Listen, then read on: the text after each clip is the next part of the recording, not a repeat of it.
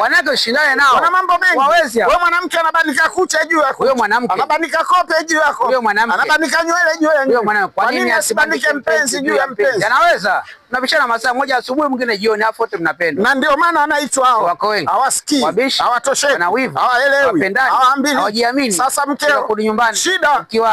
Kimtoa out. Matatizo. Mchelewa anakuambiaje? Ushapitia kwa wanawake zako, saa hizi ndo unarudi umechelewa kazi. Ukiwahi. Leo hujapitiwa, unapopitiaga naona mapema umerudi nyumbani. Kimtoa out. Huku ndo unapokujaga na wanawake zako, leo umeniita mimi nionyeshe mke mwenzangu hasa lipi jema. Jenga naye nyumba mtishie tu. Mke wangu maisha magumu, tuuze nyumba. Kinachotokea hapo Mungu apende. Wewe una akili wewe? Uze nyumba wewe, ukifa mimi nitakaa wapi na watoto? Na maana tunaokufa sisi wanaume, wanawake hawafanyi wao. Ukiangalia sana kweli, angalia viongozi waliofariki wake zao si wao. Wanadunda leo. Mama Maria Nyerere, Mama Sokoine, Mama Mkapa, Mama Magufuli, Mama Karume, Mama Kijazi, Mama Mlema, Mama Membe, Mama Ndera, Mama Mugabe, Mama Mwinyi, Mama Lowassa. Si kinachotua mawazo.